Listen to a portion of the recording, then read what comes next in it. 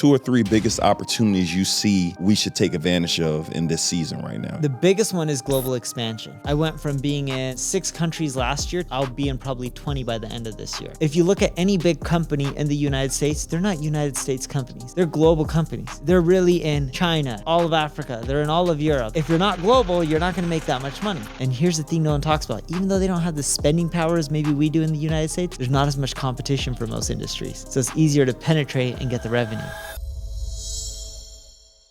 It has to work or it has to work. Welcome to another episode of Circle of Greatness. And today I get to bring you, I want to call a digital marketing god. I'm talking about, I've been watching this guy for years and now so happen to be in a part of a mastermind that he runs. And it's like, just the information that I've learned from him, the strategies is crazy. And by far, I said it once, I'm gonna say it again. This is my #1 favorite podcast in the world, Marketing School. I could go down through the list. This guy owns like 10, 15 companies. We're gonna discuss them on this episode. But without further ado, man, I wanna literally introduce you guys. Neil Patel, digital marketer. You can't go on any website and Google search something around marketing and don't see him at the top of the list. Neil Patel, what's up, my guy? Yeah, thanks for having me. Hey, man, thanks for coming on, man. How you feeling? I'm feeling good. Good. So, man, I was on, we were talking yesterday, and I used to tell people about answerthepublic.com, and he said, yo, go on Answer the Public. Like, Neil, his whole face, did you just acquire that one? We acquired it in February 2022. Okay, so yeah. last year. Recently, right? And funny enough, at Eric's event, there was Thomas from FE International. Yeah. He's the one who sold it to us. Wow. Meaning the guy who came from London. Yeah, he's the one who sold it to us. Okay, wow. What are your criteria for acquiring companies? Is there a criteria that you follow? Has to fit within the core business. Yep. And the second is optimize it so I can make way more money than what it currently is making. Like, I overpaid for that business. Yep. So when I bought that business, it was doing around 100 grand a month in profit. So call it 1.2. Yeah. We bought it for 8.6.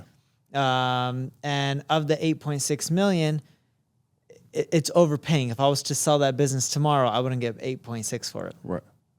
But I knew I could grow the business to at least 3 million, maybe 4 million in EBITDA. Yep. So we started working on it, call it in October of 2022. Yep. And we've already increased the profits probably by around like 60, 70 grand a month more than what it was. So not a lot more, but we still have a lot of changes. Yep.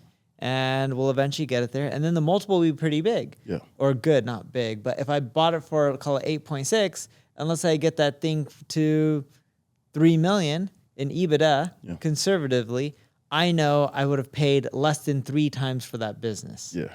So that was the first. Yep. The second one was, we have a similar tool called Uber Suggest. Mm-hmm. I also have an ad agency called NP Digital. 40% of my ad agency customers come from Uber Suggest. Answer the Public never monetized other than selling a tool. I knew I could end up making a lot more money from selling agency services to those users than charging for the tool. And when we look at the revenue we generate from Uber Suggest, from a revenue standpoint, we generate way more agency revenue than tool revenue. And Answer the Public is roughly 70% as popular as Uber Suggest, yet it was monetized at 1/10 just from the software side. Wow, that's crazy. So let me ask you, when you're buying businesses, and we talked about it at the mastermind, are you, like, when you go 8.6, are you literally saying, here's 8.6? Are you doing seller financing with your deals? Are you doing, let me pay you some now, pay you later? How do you earn outs? Like, how do you operate? I don't like earn outs because I'm usually buying businesses I know I can make a lot more money than what they were making. So I don't want to pay anyone money that I made because of my skill set versus their skill set. Yeah. So with that deal, we paid $6 million up front, 2.6 seller-based financing over a year and a half. Yep.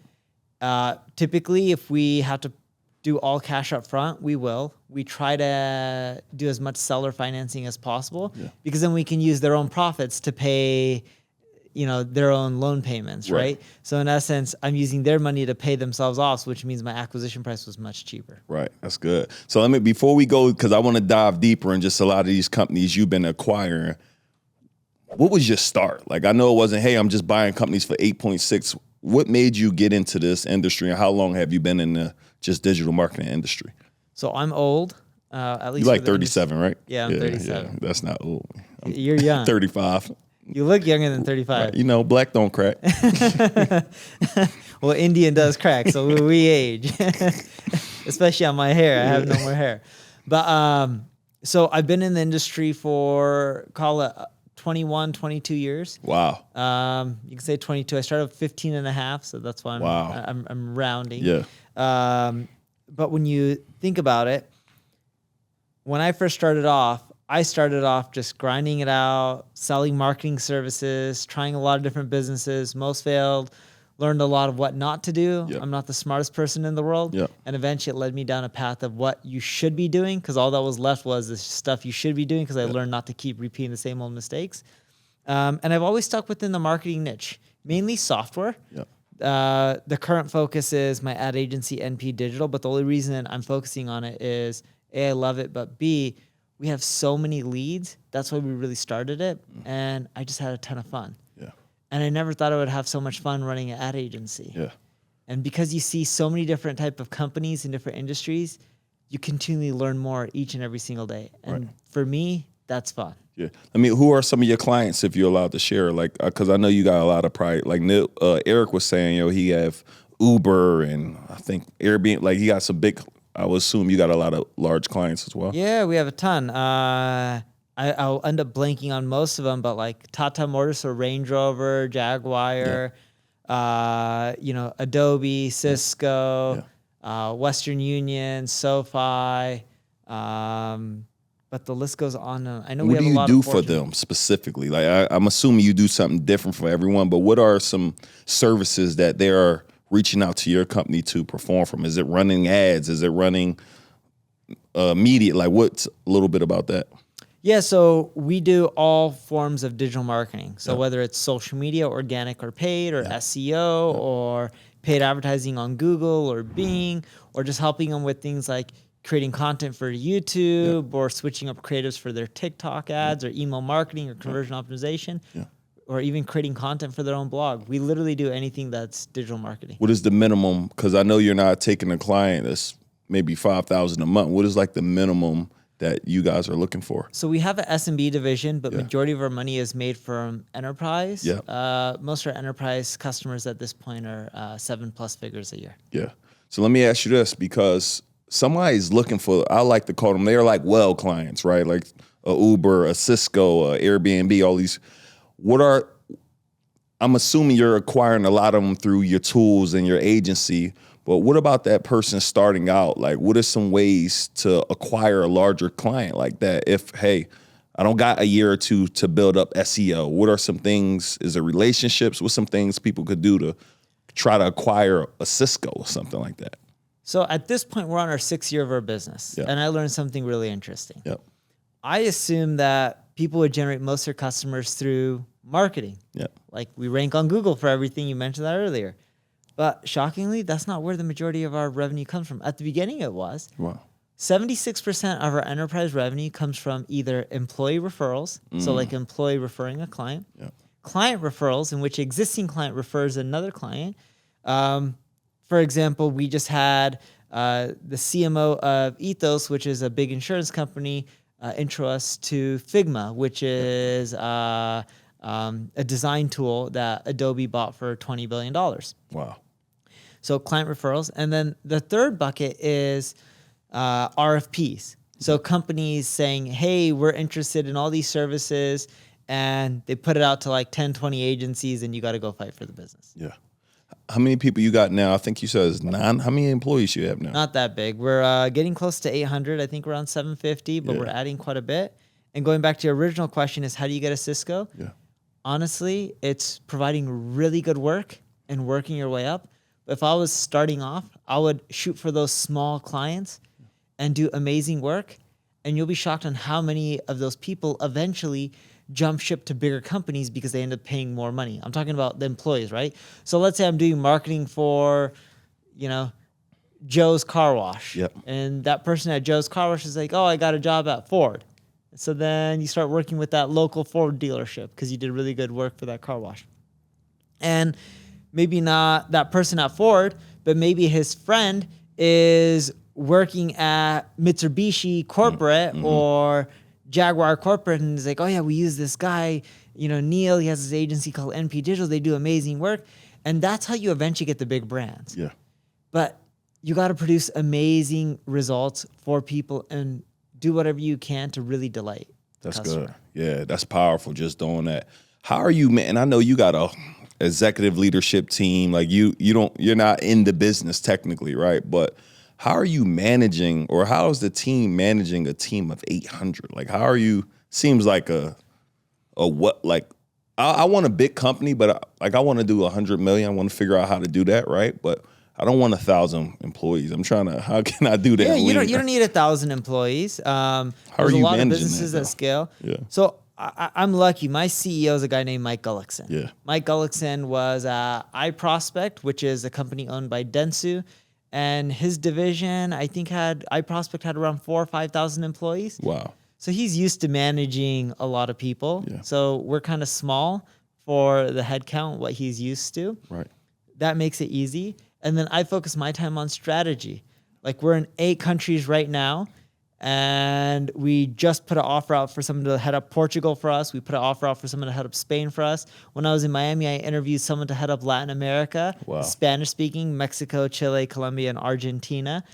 And we'll continually expand. But, it's just like, it's divide and conquer. Yeah. He keeps the fort down, and he actually helps with expansion and growth too. But I spend all my time either thinking about new strategies to test for clients that can get them better results, or how can we just grow faster and where do we need to expand? Hey, thank you so much for tuning in this episode. I hope you're getting extreme amount of value. I want you to go ahead and comment below. Share with me your biggest takeaway. In addition to that, my number one goal is for me to be able to grow all of my social platforms so I can give you info, insight, strategy, and gain from every platform there is. So take a minute to follow me on Instagram at Neil Davis. So same exact name on Twitter, same exact name on TikTok, and follow me on LinkedIn at Nehemiah Davis. I would love for you to be able to be tuned into my articles and everything that I drop relating to helping you get to that next level in your life. Tune in. What are your two or three biggest opportunities you see that we should take advantage of in this season right now? Anything that you see or that you're focusing on that, we need to really focus on this right now?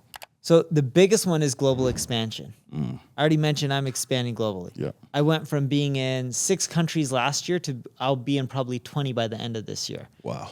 If you look at any big company in the United States, they're not United States companies. They're not U.S. companies. They're global companies. Apple, you can say they're headquartered in Cupertino. Maybe for tax purposes, they're headquartered in Ireland. Yeah. But they're really in China. Yeah. They're in, all of Latin America. They're in all of Africa. They're in all of Europe. They're in all of North America. In essence, these companies are going global. Yeah. And if you're not global, you're not going to make that much money. And I saw this firsthand. One of my buddies has a company, and his company, without getting into his name, my guess is he's worth around $10 billion. He owns software companies all around the world. Yeah. And he was like, Neil, guess how much my revenue comes from the United States? I was like, how much? And he was just like, 22, 23%. And I was like, so where's the rest of your revenue come from? He's like, the rest of the world. Wow. And the majority of people don't live in the United States. Yeah. Their GDP may not be as big. The spending power per capita may not be as big. But you know what? All those dollars add up. Yeah. And the best way to get them is to go abroad. And here's the thing no one talks about. Even though they don't have the spending power as maybe we do in the United States, there's not as much competition for most industries. So it's easier to penetrate and get the revenue. Wow. So that's the biggest thing. I think people, no matter what industry you're in, that they should do right now in this season. So when you say that, what's the first step to doing that for your company? Is that reaching out to these other agencies or? No, it's hiring people on the ground. Yeah. But let's say if I'm selling shoes, all right? You always have good shoe game. You always have nice different shoes. I'm wearing flip-flops with one, you got a lot socks of money, so you could do what you want, man. that my mother-in-law got me for Christmas because my socks had holes. Yeah. So, I still remember Stephon Marbury from back in the day, but we digress. Nonetheless, if I was selling shoes, and let's say I'm selling in the United States, and I want to expand into, let's say, Canada. Yeah. I would find someone on the ground in Canada who's already been part of a shoe company and sold shoes there, and have them expand your shoe company there locally. And the reason you need someone local, even though a lot of Canada speaks English, some of them speak French. What regions do you need to translate your website into French for? What distribution channels do you need to use to get it across and start generating sales? Is Amazon popular there? Right? Walmart's probably not popular there, but is Amazon the go-to place? Or is there somewhere else that we're not familiar with? Because in US, we buy our shoes from different stores. So having someone on the ground can really help you expand faster. But you need them from the same industry. If you're selling shoes, don't go get someone who's selling cars in Canada to help you expand to Canada. You need someone who's been in the shoe industry for ages and has done it successfully. And when I mean done it successfully, you gotta look at their LinkedIn and you gotta see them staying at a company for a while and continually getting promotions. Because everyone says they do a really good job. But just because they say they do a good job doesn't really mean they do. But if they're continually at a company and they keep getting promotions, that means that company feels that they're doing a good job. That's how you know they're doing a good job. And if they're at 2 shoe companies and they continually got promotions, that means 2 different companies felt they were valuable and they were good at what they're doing. Chances are they can do it again for you the 3rd time. How do you poach them? Like, how do you go acquire? That's top talent. Like, hey, I've been with this company 10 years. I don't want to leave. I'm comfortable. How are you getting this? So you go on LinkedIn. And you go look for people who work at competing companies in those regions. And you may end up saying like, John, or hey, John, gotta say, impressive resume. You've been in the shoe industry for a long time. I thought I'd reach out to you because you probably know people who'd be good for this position that I have. If you know of anyone who's similar like you, that's great for this position of, marketing in Canada or operations or whatever it is, let me know. And a lot of times the person will respond back with, hey, I'm actually interested. But if you message them on LinkedIn saying, hey, John, impressed with your resume. Would you be interested in talking? I'm interested in hiring you. Most of the time it's crickets and they don't ever respond. But the moment you say, I'm looking for someone like you, we get a much higher response rate. That's a and they're hack. like, wait, why aren't you looking at me? You said that on marketing school before. That was a powerful lesson I learned. And I think I found somebody like that. Soon I got to start doing that a little bit more. It works well. We found our head of LATAM for that. We found actually a majority of our executive team from that strategy. Are you paying them way more? Like what? How? Because if you were going to give a similar salary, or what is the deciding factor for them to leave? Is it more money? That's what everyone thinks. People assume that you got to pay more to get great talent. We either try to pay the same and sometimes even less because there's other perks. Do you love what you're doing? Are you empowered by the people you're working with? Do you love this culture at this company? Are you miserable in your current job? A lot of the people that we've taken in our executive team, they're actually getting paid less than what they're getting paid in other places. But once they start performing, we'll do a lot of incentive programs and bonuses to make sure they do better in the long run. Let me ask you, because I know your company's going, I'm sure, 100 million plus a year. I don't know what your company does, but what about, you ever had a thing even at your level where they're like, well, no, I secured that contract from McDonald's for $3 million and I only get X. Do you ever worry about, or do they ever compare like, well, just feel like they're underpaid? Because I know you just said you're paying. Overall, if you look at the majority of our salaries, we're at market rate, if not higher. Got it. Okay. And we also have a really generous bonus plan. So if someone brings in McDonald's, you can bet that they're getting bonused up at the end of the year doing well. Got it. Okay. Assuming everything else is on track as well, right? Like if you could bring in McDonald's, but you lose half your other book of business, well, you just replace what you just lost. Right. But if you're upselling your existing book of business, getting them all to renew, and you're being McDonald's, you're probably in line for promotion eventually. Got it. Okay. Give me one more. So you told one of the big opportunities is international expansion. And this is the second simplest one. You sell. People pay you. You have groups, people are members. Do you ever take PayPal as a payment option? I do. Okay. Yes. Did you know for the people who don't take PayPal as a payment option, when we've tested this within our organization, we see a roughly 16% increase in revenue right away from just adding PayPal as a payment option? Yeah. Bro, you know how long I've been telling people that? I'm like, PayPal credit. Like, that PayPal credit it's amazing. Is it another one you deal with like PayPal that I need to add? No, PayPal's the main one. The other thing that we do is if they're buying from their phone, just make it really easy and integrate with like Apple Pay and, all the like Google Pay and all that kind of stuff. We see a conversion list from that. Let me ask you this. I want to pull up this list. So just some of your companies here. You got Crazy Egg. You got Kiss Metrics. You got Hello Bar. You got Quick Sprout. You got Neil Patel Digital. You got Uber Suggest. You got Subscriber. You got Agencies Unlock, NP Digital, ClickFlow, Answer the Public. Those are just some of the companies. Any of these that you acquired that you wish you didn't, or any problems that came around? Hello Bar didn't wish I acquired it. Okay. Ended up selling it. Kiss Metrics ended up failing. I acquired the domain name for I think $500,000 or $550 or something. KissMetrics.com? Uh-huh. Okay. Had over 1 million visitors. They just didn't know what they're doing with it. Yeah. Answer the Public was a good one. Uber says I bought for $120,000. Yeah. I put I think 3 to 5 million in the business. I don't know how much I put. It was somewhere in that range. Yeah. That one worked out really well.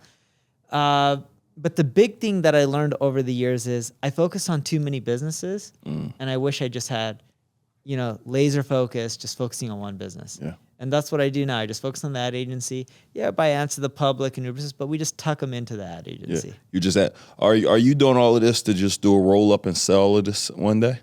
No, I don't really worry about the roll up or selling. We've gotten offers, well into the hundreds and hundreds and. What's your number? You'll take $1 billion? No, that's not enough. Gotcha. What's enough? I don't know. Because so they came tomorrow with $1 billion cash. I'm cool. Well, based on the value of the business right now, sure, I would take that because it's not worth $1 billion. Yeah. But, if I think about the business, we had when I first started off, I wanted $10 million. Yep. All right, I'm like, if I just made $10 million, I'll be rich.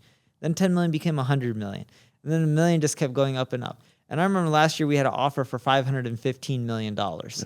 And I own almost all the company, right? Yeah. And I didn't care for it. I didn't even want to pursue the conversations. Wow. I think the company I'm working on right now, within 10 years, I can get it to like a $3-4 billion business at least, if not much bigger. Yeah. Yeah, let me ask you, because I know you like chill, watch Netflix. You don't care about no material stuff. What makes you keep going? Like, it's not money. It's not what's that driving factor? The game. The game. Yeah, tell me about the game. I got to win. Yeah. It's like points. See, money for me is like points in a basketball game, right? So who's scoring the most points? Yeah. If I don't score the most points, I'm just pissed off. Yeah.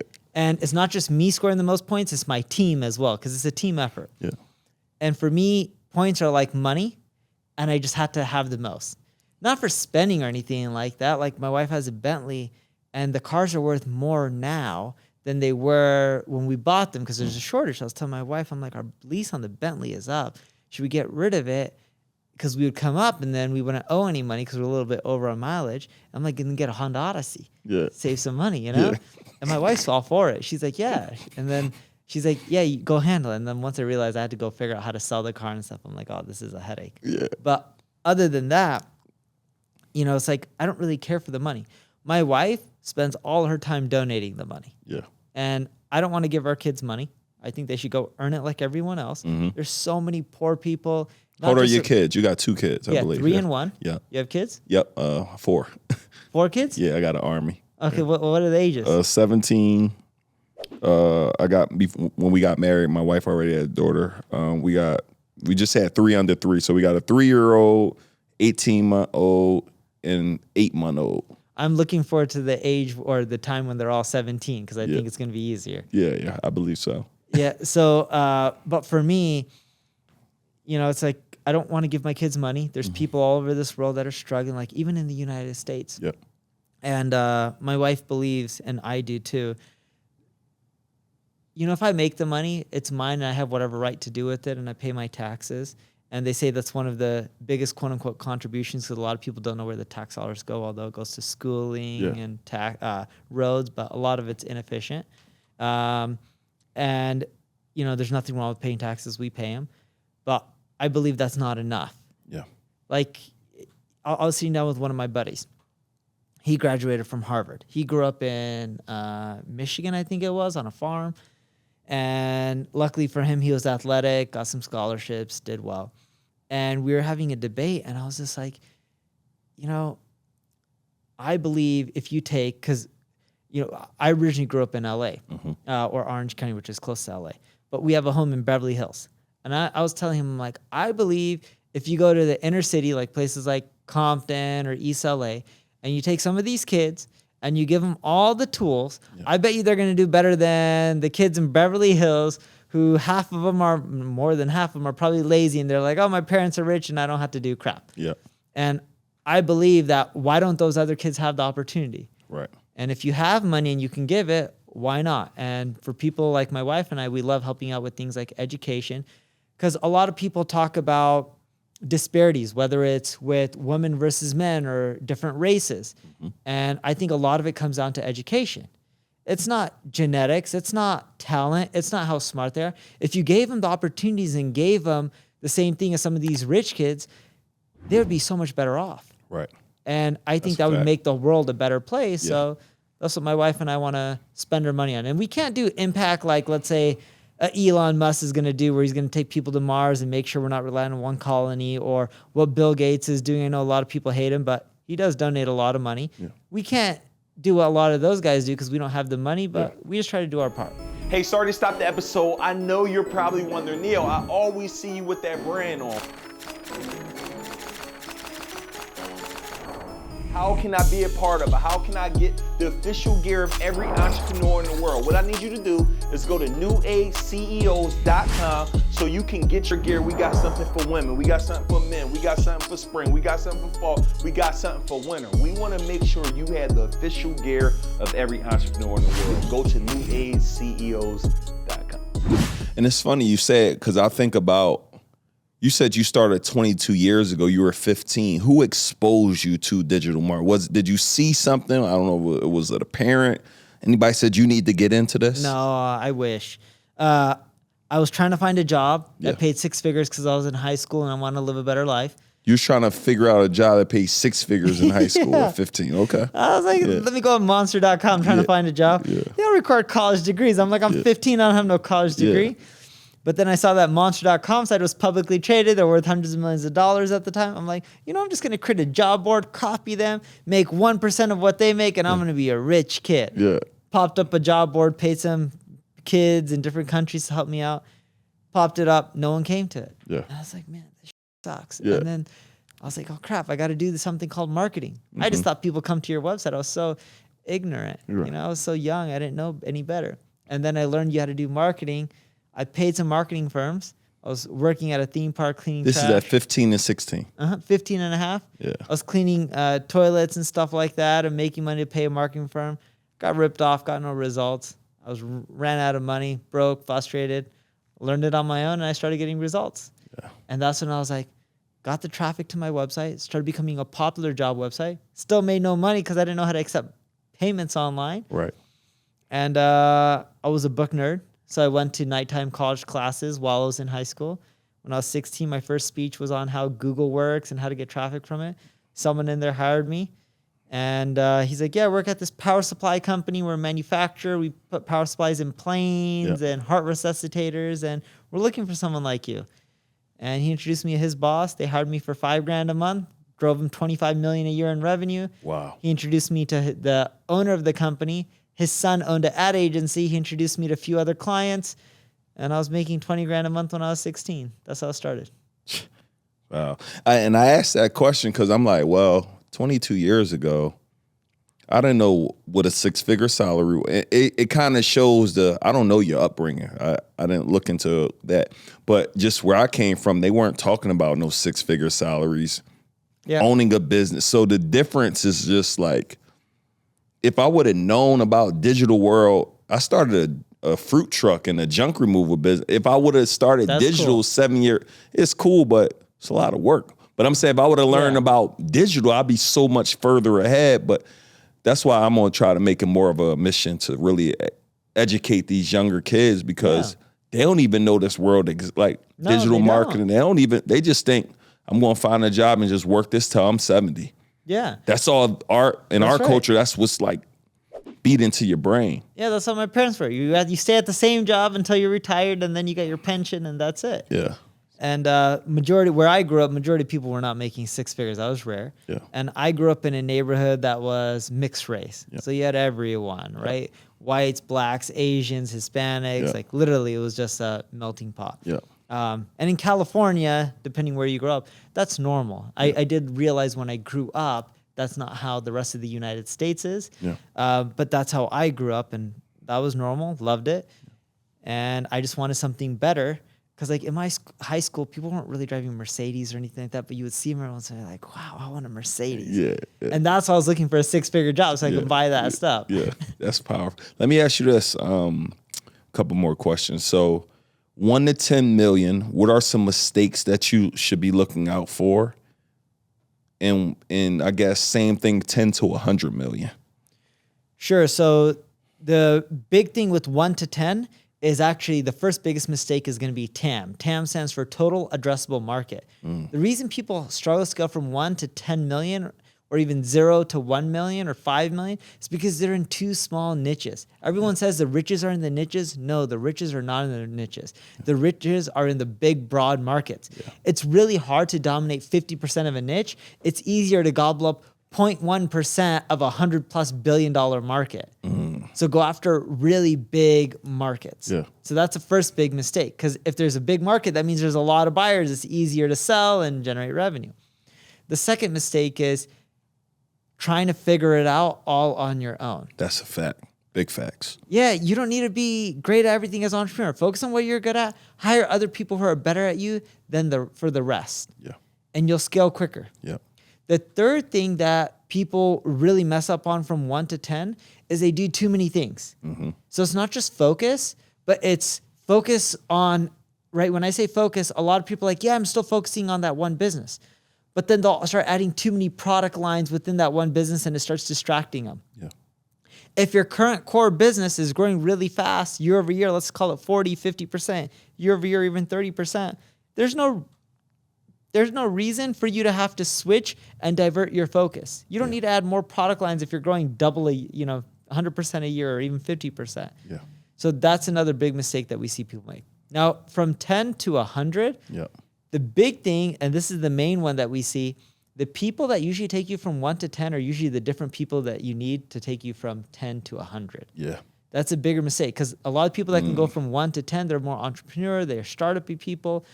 To go to 10 to 100, a lot of it is systems, processes, operations. And leadership, right? Yes, and they're very different people than typically the people you're going to find that take businesses from 1 to 10. So 1 to 10, right? You're at that place, then you're going to 10 to 100. Are you restaffing, or you just adding on those? You're not letting go to 1 to 10s, right? Or you just Sometimes you do. Okay. So you hire up and then you weed out the ones that aren't working. Got it. It's sad, but it's true. Do you have a rule to hire in terms of letting people go? Like when they get to a stagnant level, I mean, you got 900, 700, 800 people. That's kind of different. Is there like a rule where it's like, man, I got people on my team that is just underperforming, and I'm like, I would write them up and then let them go if they don't improve. Yeah. I don't wait around for that. Yeah. Look, the business will do what's best for people if people put the business first. So say that again so I catch that. The business will do, if the employees put the business first, the business will put the employees first. So if you put all that you have in for the business, when times are hard, the business will do what's best for you. Yeah. Right? I look at it as a family. One person can't carry another person. We all have to work together and carry each other. Yeah. And, it's not fair to other people if someone's slacking. And at the same time, if people put in their blood, sweat, and tears, if something goes bad, but the company could afford it, it's not cool to let that person just go because they're having a bad month or a bad year and they went through some personal stuff. That's good. What are some things, I guess, so you're not actively looking to acquire companies, just if it come across your desk and if it makes sense, that's when you acquire? No, we actively look. Okay. So we want to buy at least 2 to 3 companies a year. 2 to 3 companies a year. And you said something. So you bought Answer the Public in February. You start working on October. What did you do in that 6 to 8 months? Do you just let it continue to move how it's doing? Did you wait 7 months for a reason? We were short-staffed. Okay. But we knew we wanted it, and eventually we'd figure out we already knew how to make money. We already knew the playbook for that tool. We just didn't want to, we didn't want to let the deal go because it was selling at that moment. Yeah. And we knew we didn't have the resources to take it on, but we're like, we'll just buy it and just sit on it for a half a year to a year. Okay, and when you do it, do you got like an acquisitions headhunter that just they go find them, then we put a new operator in? Because when you buy them, are you keeping the CEO in there, or are you getting rid of them? Period. Everybody. Typically, we try to merge the teams in. See, if you get rid of the CEO has a lot of knowledge on how that business is run, whether you like them or not. Yeah. If that knowledge transfer isn't there, you'll end up buying a business, and then you'll notice that your revenue will tank in many cases. Yeah. You got to have the right knowledge transfer. You usually got to keep the team there for a while at least. Got you. What do you think? 6 months or so? Usually longer, usually a year to 2 years. Okay. And I guess so you normally you're looking to do 2 to 3 of them a year. What are some things you invest in like right now? Because I know we were at the event. He was like, yeah, I got money in the Acquire. I guess Eric just sends stuff your way. I'm like, yeah, I'll try it. Yeah. So that company, startups. So I invest in startups. That company Acquire was just looking to raise money. And I was like, it's not really going to move the needle if I put any. They're like, just put something. I was like, okay. I invest in private equity funds, hedge funds, venture funds, provides diversification. And then other than that, I invest in a lot of people. So I look at donations that my wife do, not as giving money away, but investing in the future. So even though I may not get physical cash back, I'm investing in making the world a better place. And I look at the return on that, right? Like if I invest in women's education, do they actually come back and start teaching other people from their neighborhoods?